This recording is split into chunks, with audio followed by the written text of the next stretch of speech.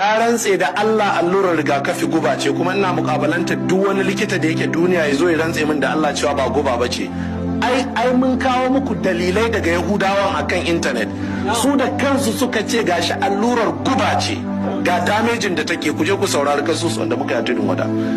Wai yanzu sun zo suna raba mutane sabulai, wai sun je sun tara malaman allo, wai malaman allo wai sun zo fada sarki, wai sun ce wai malaman allo sun san me ake ciki ne. Malaman allo ku daina, waɗannan 'yan siyasa mayaudara ne fa, zindiƙai ne wallahi al'azimi mayaudara ne, wallahi 'yan siyasan nan namu na Najeriya mayaudara ne.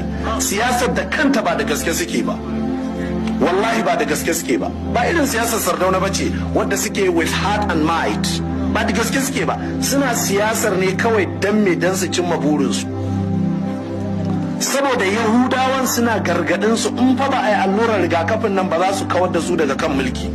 Shi yasa aka zo wai aka kirkiro, wai har doka aka kirkiro a cikin constitution na Najeriya, wai mutumin da ya hana ai wa dan shi allurar rigakafi za a daure shi tsawon lokaci kaza, za a ci taron shi kaza, kuma dole ai wa dan allurar rigakafi.